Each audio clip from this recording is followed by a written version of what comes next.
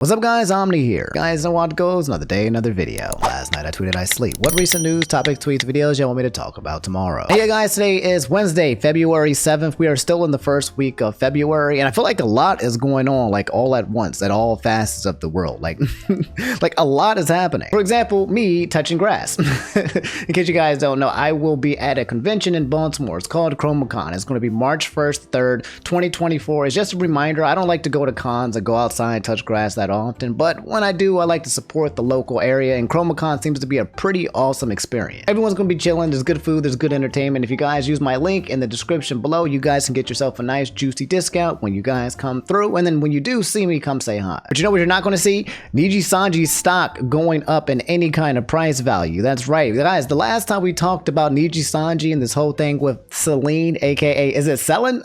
Apparently I've been mispronouncing her name for like the past 2 years or so. I thought it was Selen, but apparently I think is it Selen, or am I still saying it wrong? S-E-L-E-N. Selen? Anyway, if you guys missed the last video, super huge deal, okay? If you guys don't know, VTuber by the name of Selen Tatsuki. She got terminated by this company called Niji Sanji, any color. Niji Sanji EN, English version of it. There's a Japanese branch. There's other different branches as well, but it's just an agency that has a bunch of VTubers. She got terminated, and this termination has led to an all-out war and boycott in the VTuber community, because she has claimed and communicated that she was bullied and treated unfairly, and that there was massive mismanagement around the entire termination. It was a wrongful termination, and she has a lot of fans, and people have had it. Okay, Niji Sanji has a history of, I believe the last person that got terminated under bad terms was Sion from like 1 year ago. So people do not like this branch, and now it's becoming so bad that Niji Sanji themselves has replied to the actual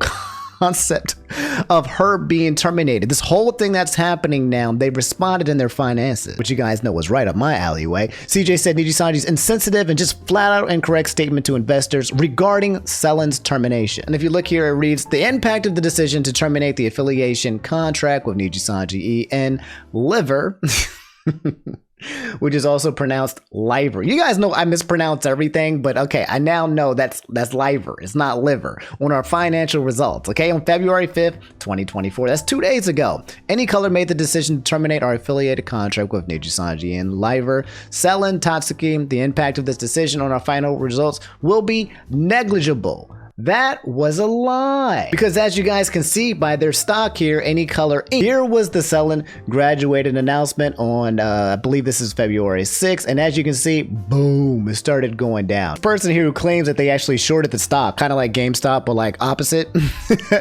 So they called it, Any Color stock is down 10%, which is around $22 billion JPY yen, and about 152 million dollars. Who would have thought that terminating one of your best agents in a terrible way would make you lose $150 million of your entire portfolio? The boycott has been run under the hashtag Sink the Yacht, okay? And ever since that's been happening, every member of Niji Sanji has been impacted. Everyone is unsubscribing from Niji Sanji YouTubers, which sucks, right? Because these guys didn't do anything. The VTubers that we all know love in Niji Sanji, they're just out here trying to exist underneath mismanagement of Niji Sanji EN. But take a look at this infographic, you can see all of these YouTubers are losing subscribers en masse. 4,000, 4,000, 3,000, 3,000, 3,000, 2,000, 2,000. Anna, Alouette, Alara, Pandora, Millie, Parfait, Fanina, Ryugu. I don't know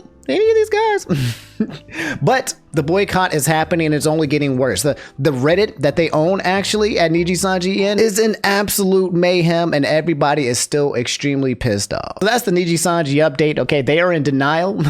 Negligible. I don't think $150 million is negligible. I don't think 10% drop in 2 days is negligible. And there's a good chance the stock price keeps going down as the boycott continues. I'll keep you guys updated on the information and as it processes it. Moral of the story, don't be an ass to VTubers. If you are an agency, treat your people right, okay? Like, that's all you got to do, and you can keep all the money in the world and keep profiting and keep succeeding. But I'll let you guys know if there's any other major updates that come from this situation. So my guy, Ray Jack, said, these streets ain't safe. We got some YouTube beef that doesn't just have to do with boxing. Apparently people are out here punching people. We even having fights. We have a feud between these two YouTubers slash streamers, Mizkif Mizkif of OTK, who's been in a lot of controversy in the past for reasons I'm not even going to get into because I don't really care about it anymore. What's relevant and what you need to know is that there's a guy streamer named Mizkif. He's recently been streaming this whole thing where he started a whole gym and he's been telling people to come in there and he's doing out a workout journey, which props to him. I'm a gym junkie, so I love gym. I love it when men and women find the passion of working out on their bodies and getting healthy. Mizkif is not the most super popular person after his situation that happened a while back. And then you got another guy that I don't even know, never heard of. He's a Twitch streamer by the name of Mitch Jones. He probably has 1 billion subscribers and viewers. There's a lot of people that I don't know that are just like really big and really rich that I just don't know about. But yeah, apparently says here, claimed that Mizkif knocked him out cold, strangled him, but he has yet to release footage of the incident. And there are videos of him basically saying how Mizkif, this is Mizkif right here, looks like leaning forward after beating him, and it's on a doorbell and you can hear the audio. Let me see if I can find the clip. I think Drama Alert actually has a very good video and footage of it. Good Lord. So here's Mizkif driving down the neighborhood. They're driving pretty fast. Slash! Want to do it again? Huh? You said you could take me 7 times. You didn't listen to yourself, you're drunk and on cocaine. I tried to talk to you as a friend, you're treating me like shit. You figured you're gonna kill myself. Whoa, what is going on, bro? Is this guy your friend? Who is Mitch to him? He looks like, okay, it skipped, okay? There was a part where they were driving, then the footage cut off right here. It is switched from here to a time skip. Where did that footage go and what happened? But then you got Mizkif sitting here being like, what is wrong with you? You make me want to kill myself. What is going on? He said he was drunk and he was on cocaine. Tell him that he can take him. Now look, if I'm in the car and I'm driving somebody and somebody's in my passenger seat talking about how they can fight me or beat me or whatever, like we're getting out the car, right? And then you're getting out my goddamn car and you're never getting my car again. Like, get the hell out of my car. I guess Mizkif was like, what, you can take me? All right, bro, let's see what you got, bro. I've been in the gym for the past 3 or 4 days, homie, making these gains. Do you really want to make this error right now? You can take me 7 times. You didn't listen to yourself, you're drunk and on cocaine. I tried to talk to you as a friend, you're treating me like shit. You figured you're gonna kill myself. And all you can say is fuck you. So all you can do is say fuck you. You're treating me like shit. You broke my tooth. You broke my tooth. This man, all he is thinking about is liability. He's like, yeah, Mizkif has a lot of money and I'm gonna sue. That's the only thing I can think of. Just saying that you broke my tooth. Yeah, we get it. He broke your tooth. Okay. Consequences, reactions. But okay, let me be fair. I don't know the details. All right. Immediately upon looking at this, it seems like if what is being said is true, Mitch started it, right? He started it and then Mizkif ended it, right? The end. There we go, right? If you don't come at somebody or threaten somebody or say stuff like that and then be like, and after the repercussion, you're like, oh, you wrecked me too. Oh, you hurt my jaw. You don't do that, right? You brought that energy onto yourself. That was you. I don't know the full details. There's 6 more seconds. You said, come on. You pulled me out of the car. You said, let's go. You can't. I think you would punch me. You can't say let's go. So you can say let's go. Did Miz throw the first punch? I mean, I don't know. On one hand, if somebody's threatening me, I'm not going to let them know the first punch. That's for sure. If someone's in my face, if someone is, let me just letting you guys know a little bit of Omni Lord. I'm peacemaker. I don't get myself in situations where people want to punch me because I never give that energy out, right? Hey man, let's chill, let's relax. Hey, let's take a shot. I'm not about that life. But sometimes people come at you with energy that you're not trying to bring at them, and you gotta make a stand, right? And I'm just saying, I'm not going to wait for somebody to knock me out. If they getting close to me, if they in my bubble, if my spidey senses are tingling.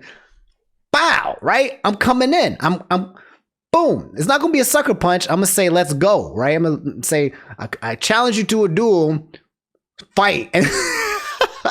But I'm not gonna let somebody take the first punch if I feel like they're coming at me aggressively, is what I'm trying to say. I still have lasting issues from this situation, physically, emotionally, mentally, whatever. Career-wise, it's affecting my entire life. Mizkif physically assaulted me to the point that I was told I might have to have surgery on one of my arteries, and I had to still have a concussion.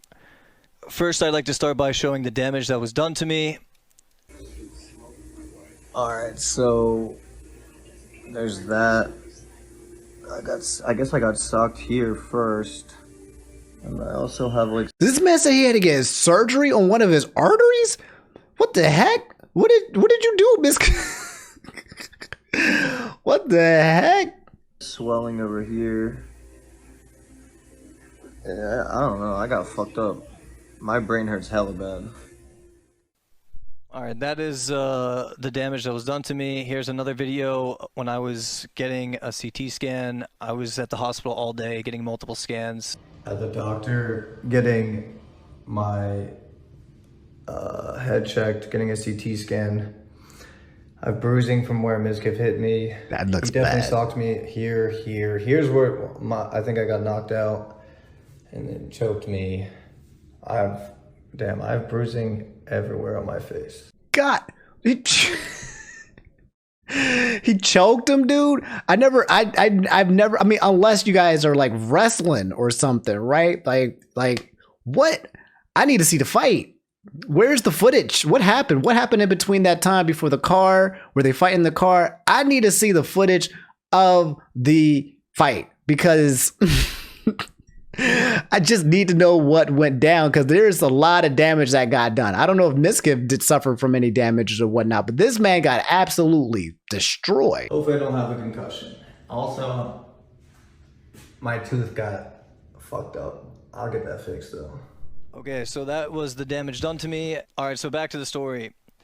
I was at his house, we were arguing, and then I asked him for a ride home. Okay. I get in his car, we're still arguing, and that's when we drive past this part of the neighborhood where the camera caught the assault, and I have the evidence right here. So I got knocked out cold, and a major issue with this is that he continued to beat on my face so badly that my tooth became dislodged, and then strangulated me to the point where I still have the scars on my neck now, and I was so majorly concussed that I still have symptoms to this day.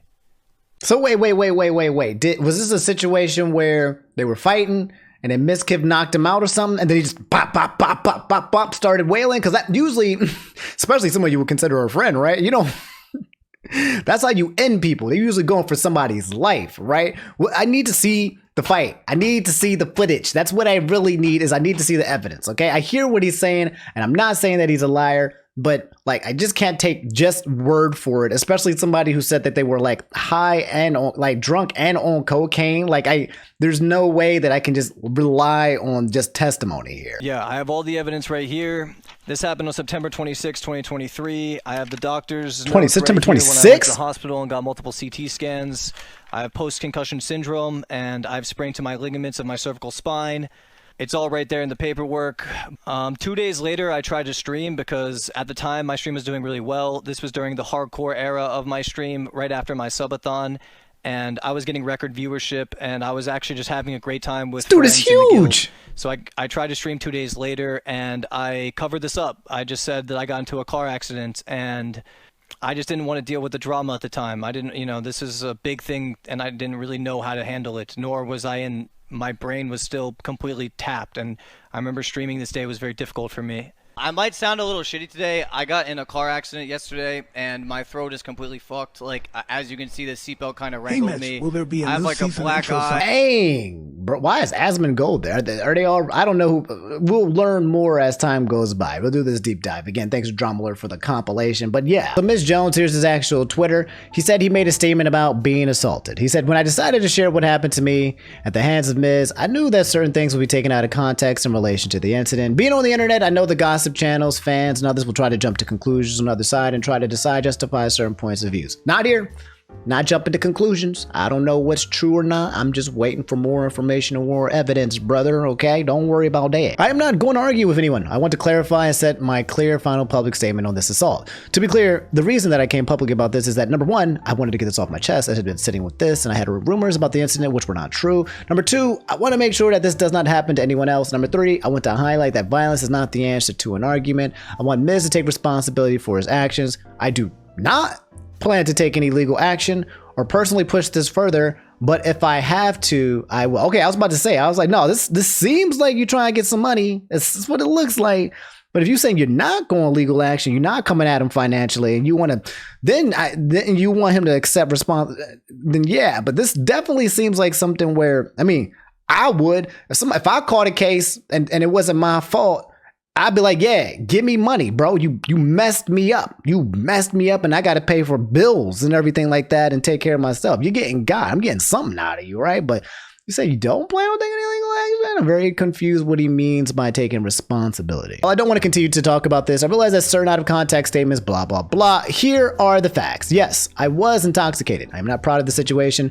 But my personal mistakes do not justify or warrant being assaulted based on verbal argument. Yes, I said some things that were not so nice. And so did Miz. We were in a verbal argument back and forth, and in the heat of the moment, we both said things that we would not have said otherwise, but nothing that was said justified being knocked unconscious and choked and strangled. Not according to Miz. According to Miz, you said something that justified it. From his point of view, there was not another person involved or a second incident with someone else. Okay, well, fine. Number four, I did not physically pull Miz from the car or make any aggressive contact with him in any way. The statement that he made in the video was that by our verbal agreement and statements, I pulled him from the car. I never hit him or physically engaged with him, but I was choked, punched, and attacked. So how are you telling me that you got out the car, Miz got out the car, and Miz just started beating on you? Where is the missing tape? Why did the footage cut out like that? I'm actually kind of curious. The ring footage. It went from them about to get out the car to this man on the ground. Why? Who actually put that out and why is it missing? No, I do not plan to be releasing any more incident-related documentation. I am putting this out to set the matter straight and don't want to continue to go back and forth with people about this. The truth has been clearly stated. No, it's not. Has not been clearly stated. Okay? You might have said your piece, but there is just documentation that is just clearly looks like it's just been cut out on purpose. Who did that? I need to know. The people want to know. Like, if you actually have clear footage of yourself being abused by Mitch and it's on the videos on the camera, then you're good. You're golden. It's deja vu. Take that to the police. Take it here. Put it on tape. Put it on. Cancel this man if you got it, right? So if it's there and it's clear and it's proof. So like, why did it get taken out? So here's everybody in the responses. Okay, Jake Lucky said, "Can you release the full clip so people can draw that conclusion for themselves with the proof? Feels like editing and cutting that part leaves out a lot for things for open rotation." Loopaville said, "Release the full footage or nobody's going to believe you." Keemstar said, "Respond to DMs." The Keemstar's like, "Give me the footage, bro, and I'll post it." The Toby said, "If you're going to release the footage, release it all, not an edited version." That's all. Like, people are just like, so if it was him and it was edited, homie, explain why it was edited. If it's all just there, just release the raw dog tape, okay? What are you hiding? Because when people edit footage, it's usually because they don't want someone to see something that they should not see. They are trying to portray. If you skip the whole goddamn fight, you're trying to hide the fight, okay? And that's what everyone's going to believe because they're not stupid. King Charles III has been diagnosed with cancer. I don't know if you guys knew that. That was a breaking story that happened February 5th. Yeah. Well, I don't know why his fingers are so big. I keep seeing pictures of this man's fingers. They are absolutely huge. Anyway, yeah, he has cancer. And you guys know how I feel. You know, it's fuck cancer all day. That one stays unedited, all right? All day, fuck cancer. But also, there's a lot of people who don't like King Charles or the royal family, so they're just like, well, if it's going to happen to somebody, happen to him. I don't have that kind of energy or juju towards it. I don't wish that kind of ill harm on nobody, especially when it comes to cancer. It's a terrible disease that has taken a lot of close people away from me. So yeah, I'm just letting you guys know. But there's a lot of people dragging, you know, the royal family and King Charles for having it, saying pack it up, rest in peace, bozo. And that's it. That's all you really know. Just breaking news. I don't really have anything else to add to this information. Also in breaking news, and I'll be very short on this, but Tucker Carlson, okay, ex co-anchor for Fox News, who came on X and started making all of these interviews with Elon Musk and all of these people. Apparently, he is going to be interviewing Vladimir Putin, is what he is saying, which is absolutely that's huge, right? That's monumental to have Tucker Carlson, who people feel is one of the biggest, news anchors of all time, to interview Vladimir Putin after all this stuff that's been happening with Ukraine and Russia, to sit down and have a discussion and talk with him. Journalism with this dude after everything that's been happening sounds absolutely insane. We're in Moscow tonight. We're here to interview the president of Russia, Vladimir Putin. We'll be doing that soon. There are risks to conducting an interview like this, obviously, so we thought about it carefully over many months. Here's why we're doing it. First, because it's our job. We're in journalism. Our duty is to inform people. I guess, is that my job? Is my duty to inform y'all? Am I in journalism? What? I don't know if I'm in journalism. I don't like that. I don't want to. I'm just pausing for pause sakes and making commentary, but I don't know if I'm a journalist. I feel like I'm more. I don't know if I'm a commentary. I don't know what my title is. I have no title. Okay. I don't want to be boxed into anything. Okay. So don't. I don't want to be boxed into a duty. My duty is to please that booty. Okay. My duty is to come up here and talk to you guys about things that are happening. And for you guys to be like, damn, that's crazy. And I'd be like, all right, man, I'll catch y'all later. All right, stay safe on the streets. That's all I'm doing out here. But it's insane. And I can't play much of this clip because the last time I played some Tucker Carlson clips, it got completely ejectocito cuzzo from the platform and made me get copyright striked. And I had to re-upload the video like 50 million times. But there's actually a context, a community note. Kremlin spokesman Dmitry Peskov commented on Carlson's claim of not a single Western journalist has bothered to interview Putin. Mr. Carlson is not correct. In fact, there is no way he could know this. We received numerous requests for interviews with the All right, so far off to a bad start. You're already saying lies in your pre-interview with Vladimir Putin. But I'm honestly curious because I want to hear what Vladimir Putin has to say about certain things. I would like to hear him speak and be interviewed. Some people feel like maybe that he is a Russian plant. I don't know. Conspiracy theories are going left and right, politics left and right. But just for the sake of just information, hearing Vladimir Putin speak and talk, it's something of interest of me. But I do get it. I think a lot of people are worried for many reasons because giving specific people platform, especially war criminals, well, can create fake news, propaganda. You have Tucker Carlson who might be pushing specific agendas to try to create specific narratives to make the whole point of information when it comes to these people who are backed by powerful people is to push a narrative. It's never done on the onus of just honesty, right? But just moral of the story guys out there, right? But rich, powerful people are trying to manipulate everything, you and everyone around them, okay? Because that's how they stay rich. So like on the one hand, like, yeah, you would want to hear, an interview that would be independent, trying to get information on a place that's on a fair level playing field with no agendas pushed. But also you got Tucker Carlson, which some people feel might be, jaded. But at the same time, he got fired because he said that he wasn't being bought out by the network, getting paid by the network. But I don't know. It's a really interesting thing. Some people feel like obviously Vladimir Putin shouldn't have a platform to spread what might be potential misinformation. I don't know what the actual true answer here or what the right or wrong thing to do here. But I will just say from a human perspective, just me as a person kind of just looking in and maybe not knowing too much, but I am interested in hearing Vladimir Putin speaking. I am very curious what goes on in his brain.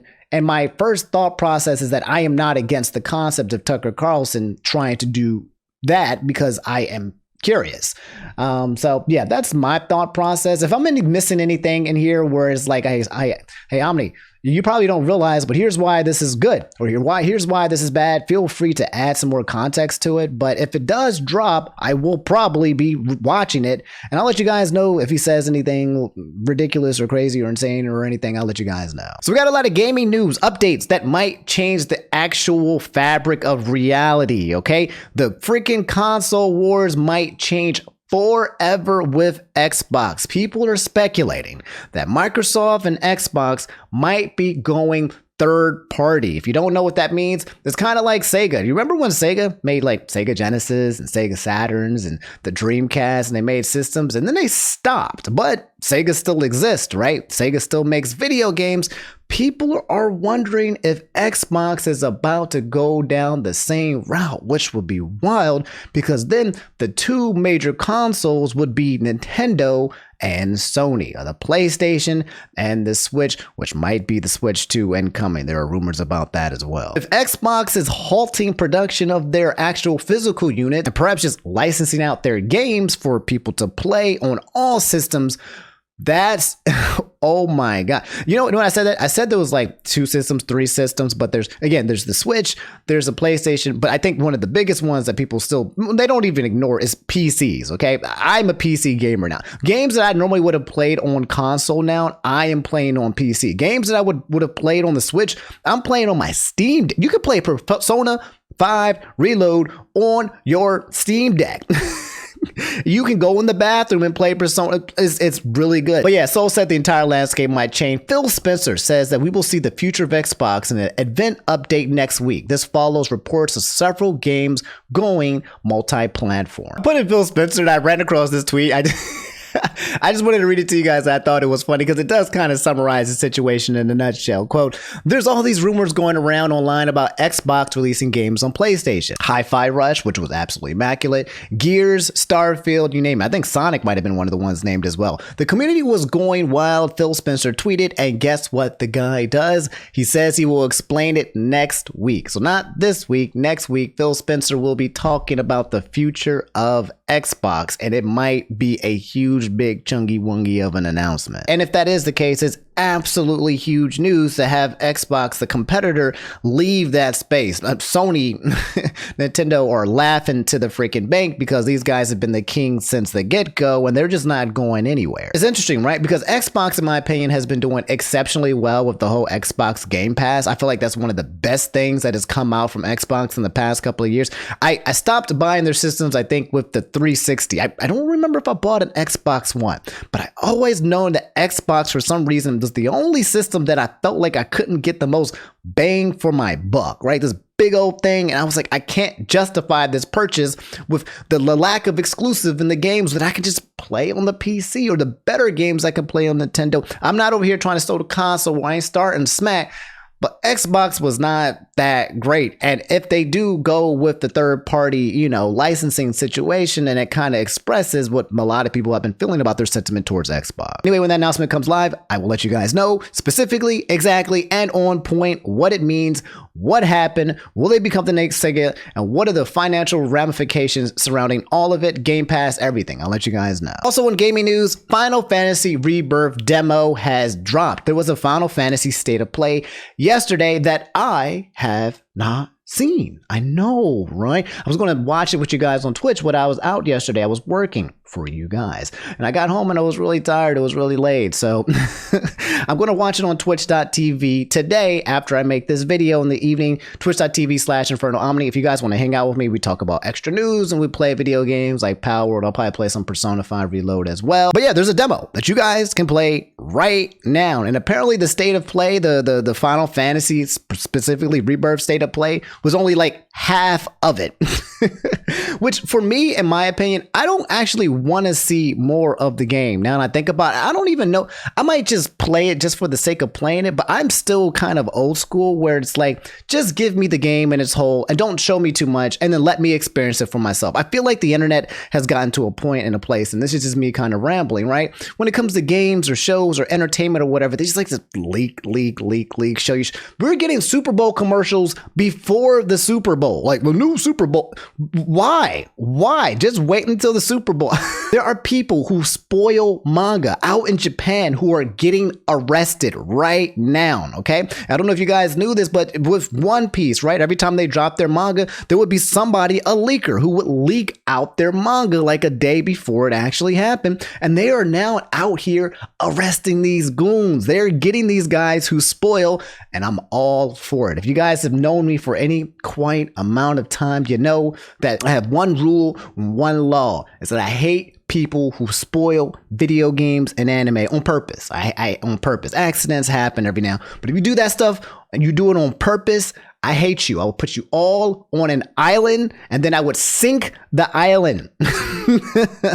But yeah, we got some Final Fantasy. I might play the demo this evening as well. I don't like to dabble with demos either. I want to get in fresh, pop that bad boy on and experience it all for myself as much as I can and absorb the game in the way that it was meant to play, not with all of the mass marketing and images and showing everything that's happening. Sometimes it's just too much for me specifically. It might just be a me thing. I don't know if you guys feel the same way. You can let me know, but we got Final Fantasy VII Rebirth. I'll let you know when there's some more updates as well. Also, in gaming news, I told you a lot of gaming news announcements, but they're pretty hype and they're pretty important. EVO 2024 has been announced. We got a venue and we have the games that are being played. Michael Solsep told me, he said, not sure if you're an EVO fan. I'm an EVO fan, baby. But we get ourselves this year's lineup. The quick summary is going to be Dragon Ball FighterZ is out. Yeah, there hasn't been much talk about Dragon Ball FighterZ, but you guys know when Budokai Tenkaichi, or what is it called, Sparking Hope, whatever, when that game drops, oh my God, EVO is going to be all over that. Third Strike is our classic fighting game for the year. They're bringing back Third Strike. Let's go, Justin. We got to have an exhibition of Justin versus Daigo, just because Justin has been getting dragged left and right. You guys know Justin Wong, the Daigo moment. Is it number 37? Is my memory serving me right? But yes, the epic moment with him, with the Chun-Li versus Ken, and he does the parries and he does the uppercuts, is one of the most seen fighting game scenes of all time. Anyway, here's the full roster, okay? You got Street Fighter 6, you got Tekken 8 that just dropped. Everyone's been playing Tekken 8 and absolutely loving it. The only reason why I'm not on Tekken 8, I'm black, right? So the rule is that if you're black and you play Tekken, you have this natural affinity. It's in your DNA, okay? It's in our DNA to be really good at Tekken. So if I pick that game up, I feel like I'd be too strong. It'd be an unfair advantage. But also, I'm trying to stay away from having too many fighting games in my life. And I have actually been playing too much Street Fighter 6. I'm trying to pick and choose where I put my energy. And I know that if I invest my time in Tekken 8, like a lot of my energy, I get addicted. Like I get warped. I take out pens and papers. I start writing frame data. I start watching videos as I go to sleep every night. I don't just play video games. I play video games, specifically fighting games. I don't play to hee hee ha ha win. I play to be like, I want to destroy everybody. My goal is always to be good enough to destroy like low level tournament players, right? I want to be the gatekeeper. I want to make sure people know that I am like tournament level, but I won't go to tournaments, but I can't be the best players, but I will destroy the worst players and the mid-level players. That's I'm like a gym battlist when it comes to fighting games. But yeah, Guilty Gear Strive, I missed that game. Grand Blue, Under Night in Birth, Mortal Kombat 1, King of Fighters, and Third Strike. It's going to be July 19th to 21st in the Las Vegas Convention Center West Hall. Apparently, though, the spectator pass is like $200 or something like that. They have a new location, but yeah, I don't know. I might go, I might not. Las Vegas is always a good time to be there to go hang out with the homies and then get sick, because that's what happens when everyone goes to Las Vegas and hang out with a bunch of nerds. Everyone gets COVID or something like that. So I don't know. I might go. I might stay. I'm trying to pick and choose where I go out this year a lot more carefully, because I'm trying to get 1 million subscribers on YouTube. So I'm trying to do work here. But yeah, we'll see. If I feel like going, maybe there's a couple invites or the right people bring me in at the right time. That's usually what ends up happening, is people invite me and then I'd be like, all right, fine, I'll go.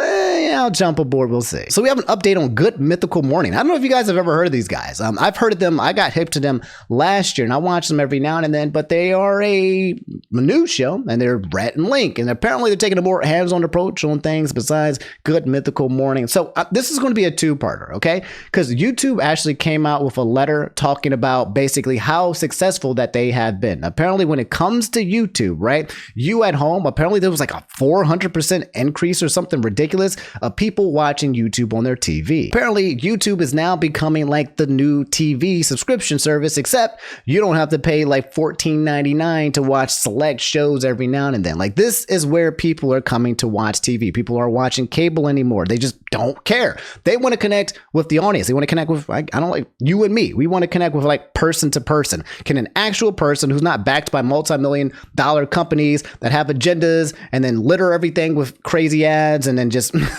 can someone else do that for me in a much more personal, better way? And people are like, yes, let's go to YouTube and we're going to do it that way. Which, if you guys are watching me at home on YouTube, on TV, I'm actually curious. Let me know. I'm actually curious. I feel like a lot of you guys just put me in on the background while you guys do other stuff. A lot of you guys in the comments are always like, yeah, I'm gonna put you on while you do your chores. Omni, I put you on while I'm on the gym, or I don't see people actually like gathering together at home, eating food as a family and watching me. If that's what's happening right now, then hi, but I don't really see that. Anyway, what's happening with Rhett and Link? What is the actual change that they're doing? Because another thing that they mentioned is that long form content is also doing really well on YouTube as well, which is what I have been doing. It is a coincidence. I didn't know that YouTube would get hip to it. Apparently shorts are doing real well, but I don't know how to produce shorts. I don't want to make unnecessary content that just kind of litters your feed box. I'm a minimalist, right? I'm very choosy about what I put out because I'm very choosy about what I put in when I consume, right? So I don't like to just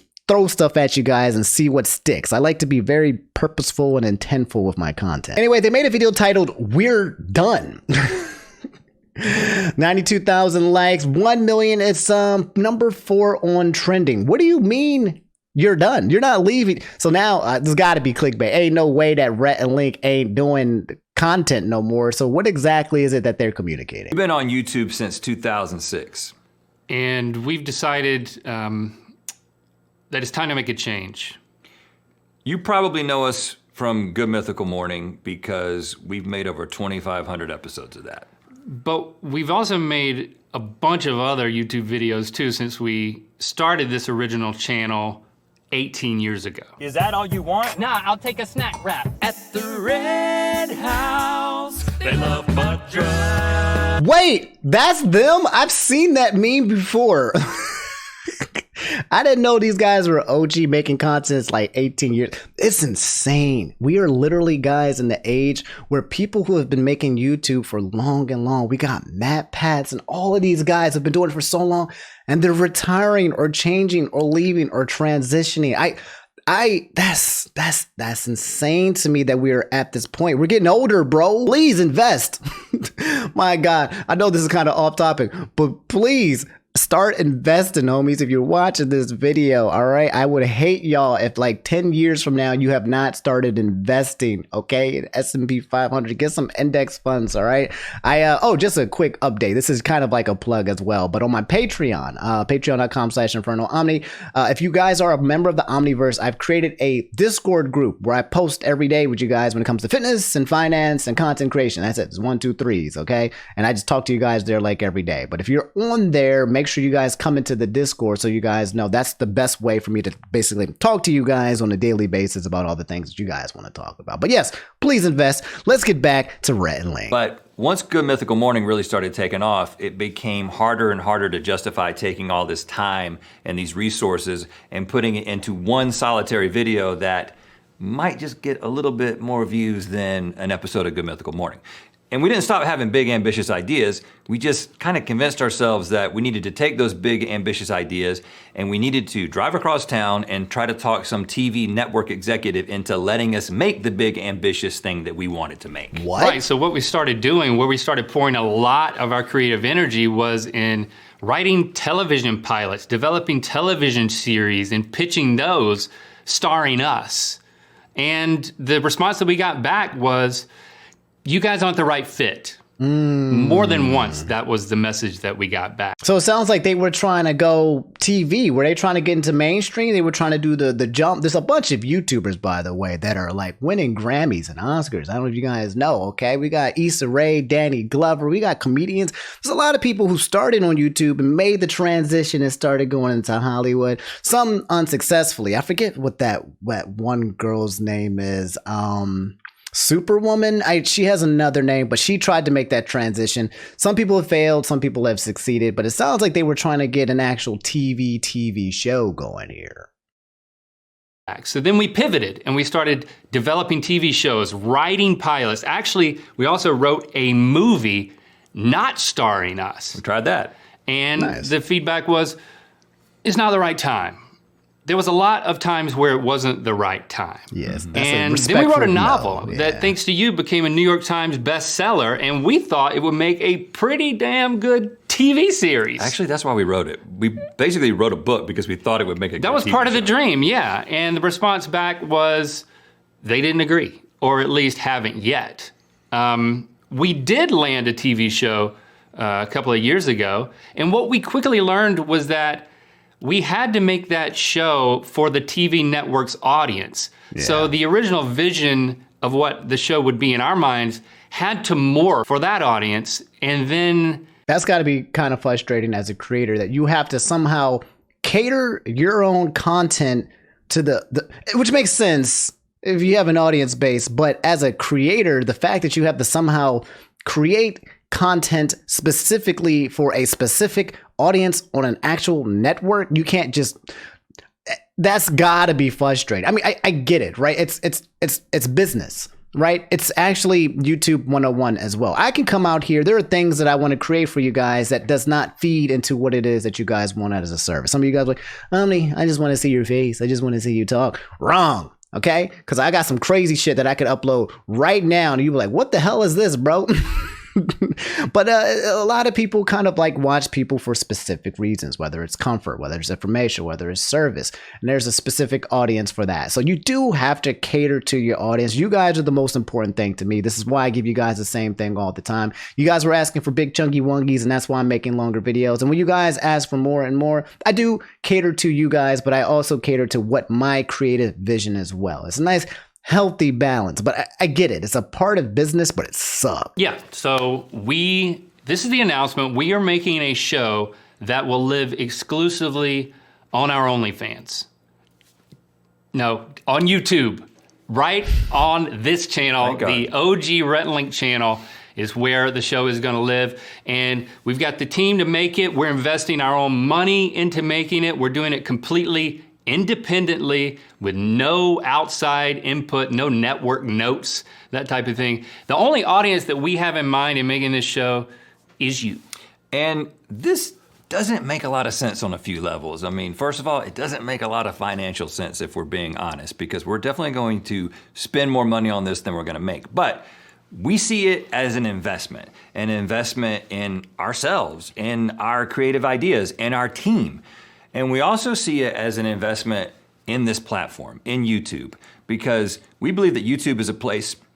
I'm not about to cry, I just got something in my throat. You okay? we believe that YouTube is It's a place. because you mentioned OnlyFans, and I'm picturing myself naked. Choking?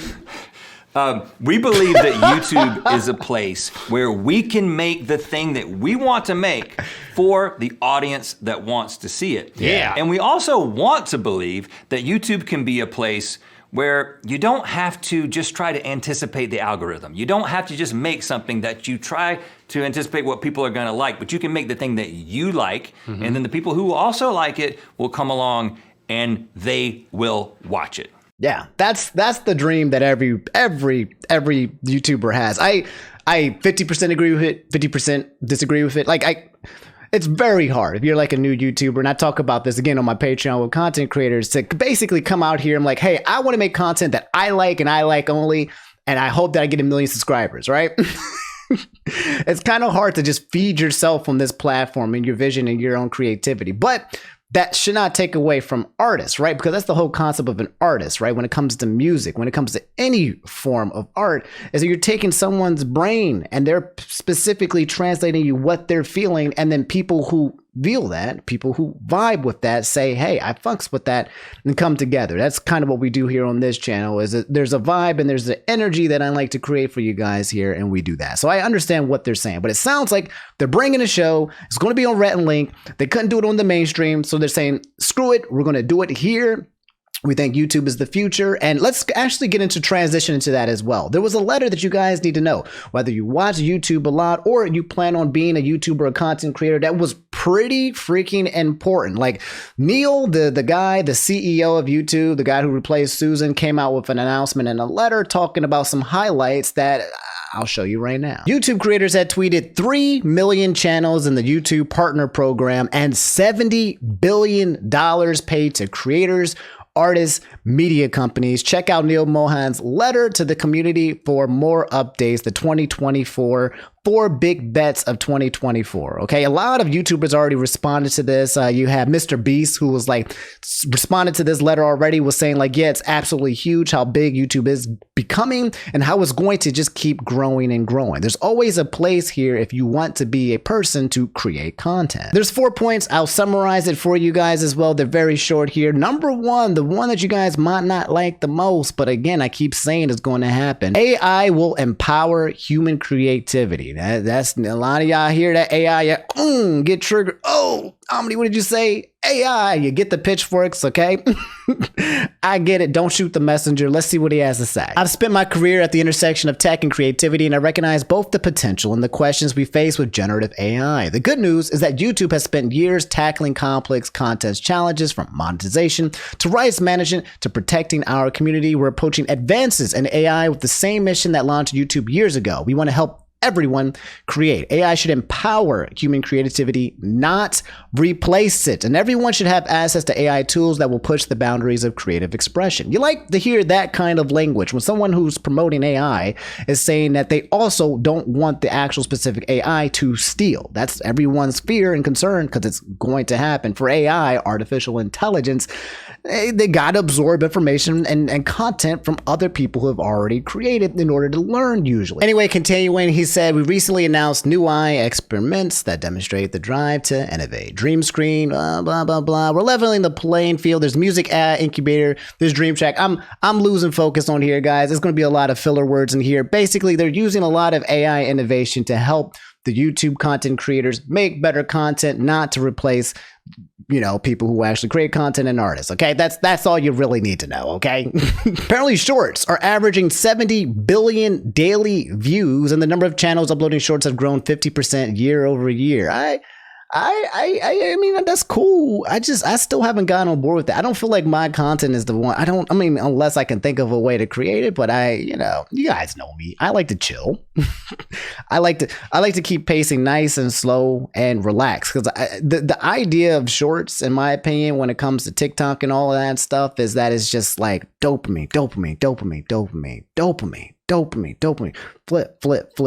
flip, and it puts you in this trap that you want to kind of get out. And I don't know if I want to be a part of that vortex. I mean, if anything, I'd make shorts to stop it, but that would be anti-viewership for me, myself, and everybody involved. So I don't know if I would actually get into that quite yet, unless I could think of a fun way to do it. But it says, number 2, creators should be recognized as the next generation studios. Over the years, creators have built a name for themselves. They're entertaining people around the world, making us laugh and bringing us together. They're also doing something even bigger. They're redefining the future of entertainment industry with top-notch storytelling that can't be dismissed as simply user-generated content. It's not just the entertainment industry that's taking note. World leaders are also tapping into the wide reach of creators. Last fall at the APEC Economic Leaders Week in San Francisco, government officials like the Canadian Minister of Foreign Affairs and the U.S. Secretary of Commerce sat down with creators including Toby Hindi, Leah Yu, and Humphrey Yang. I don't know who the hell these people are.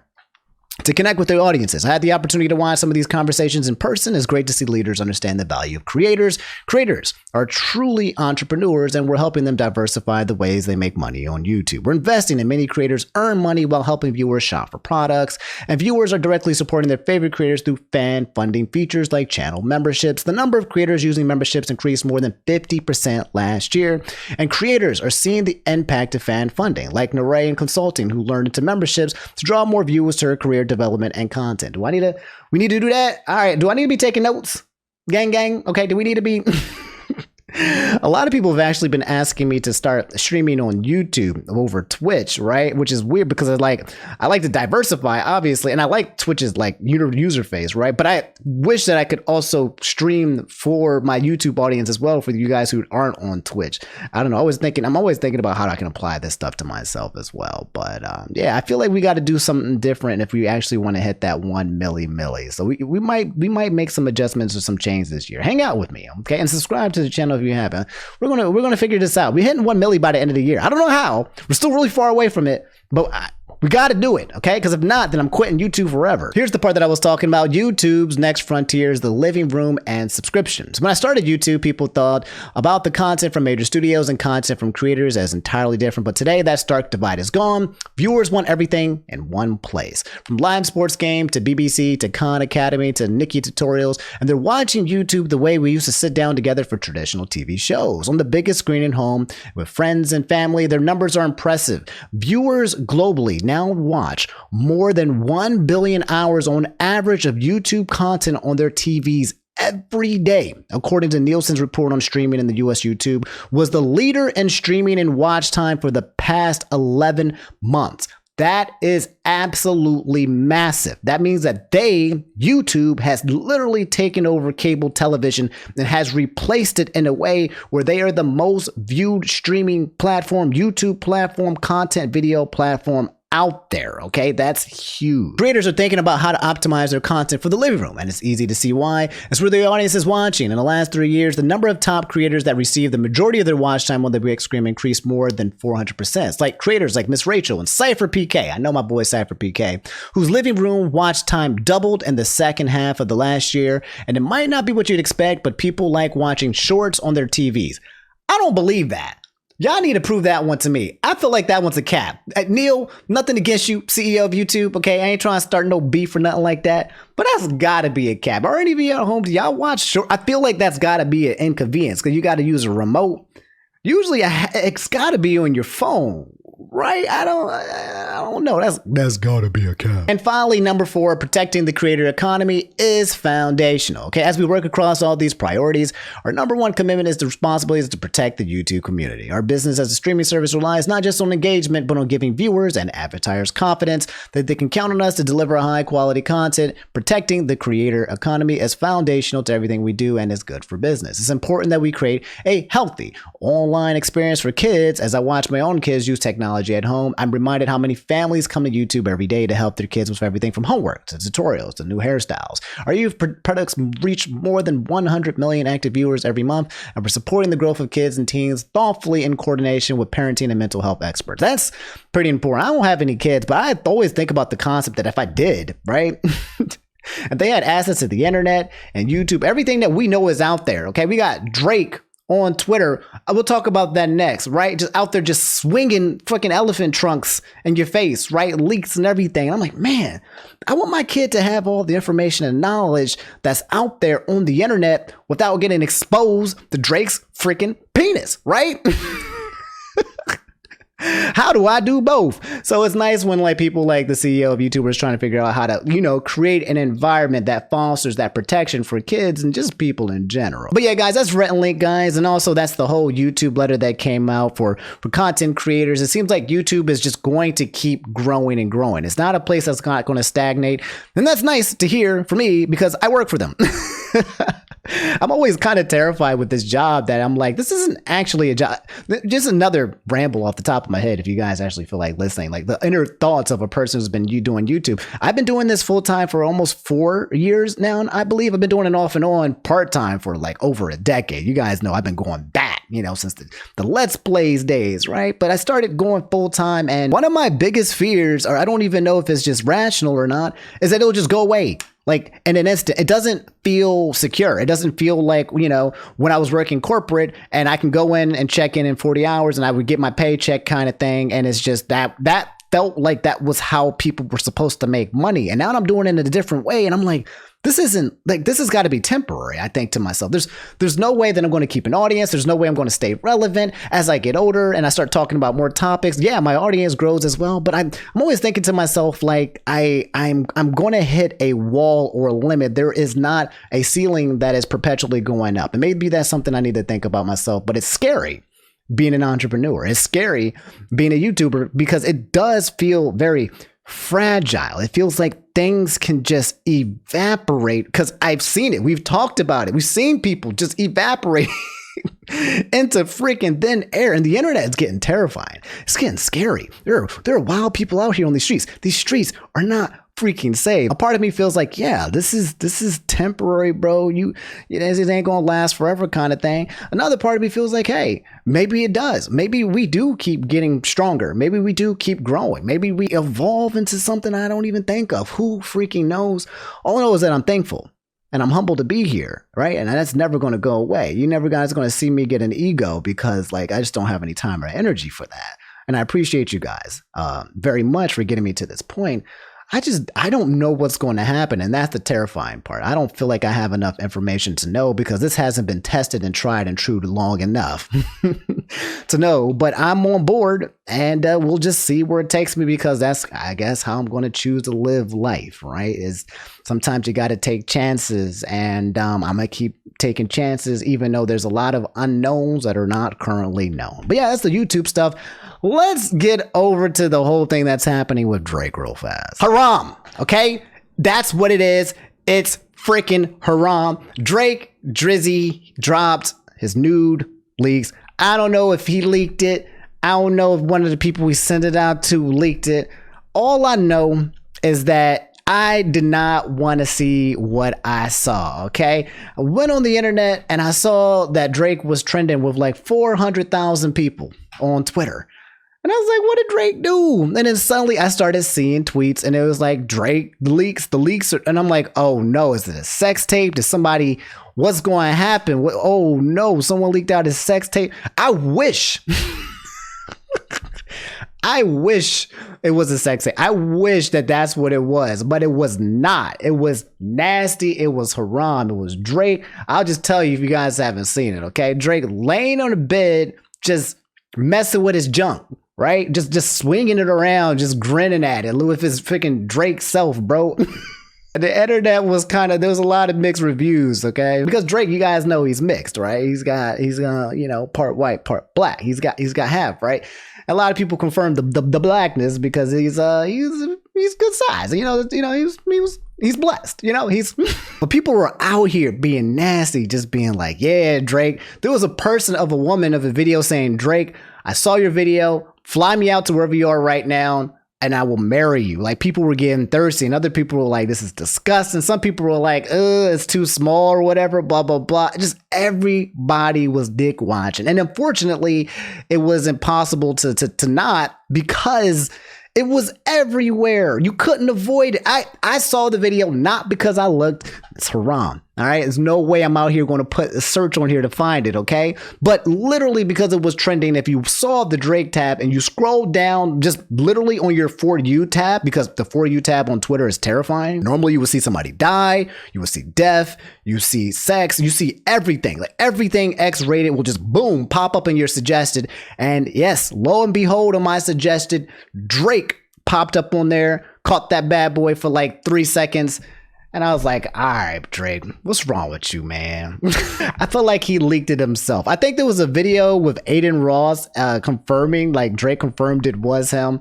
And so for the entirety of the day, everybody was just literally just talking about Drake's pee-pee. There's no other news to report here, right? I'm not going to show it to you. I'm not going to, there's literally nothing else to say here except for one of the top artists in the entire world was caught in 4K, whether it was himself or not, touching his pee-pee. And that made national news. That's what I'm here to let you guys know. It's haram. It's nasty, but here we are. All right, guys, that's all I have for today's video. If you made it to the end, drop a like. Don't forget, you guys have been forgetting. I see y'all forgetting, okay? Subscribe if you guys haven't already. We're trying to reach 1 million by the end of the year. Thanks for watching. Thanks for listening. If enough news happens, I'll have something for you guys over on Friday. I am working on trying to get some interviews started, some one-on-ones. I don't know if you guys saw my Twitter, but I am working on the background. I'm just trying to solidify some audio adjustments, which platform I'm going to be doing it on, just some of the kind of like technical stuff before we start bringing in, more people interactively to talk. I would like to add that as a segment to our videos where we actually have conversations with the people that we're talking about. So I am working on that for you guys, and it should be happening pretty soon, hopefully. So yeah, that's it. I will see you guys in the next video. And again, if there's not enough news, you guys can catch me usually on Twitch on Fridays. I'll probably be streaming. Sometimes I'm too tired to make a video on Friday because A, there's not enough news, and B, I just want to play some video games with you guys. It's the second thing I like to do. So twitch.tv/InfernoOmni. Come follow me there. You guys can catch me there. I'll catch you guys later. Y'all take it easy. Stay safe out on these streets because Mizkif might beat your ass. I'll catch y'all later. Peace.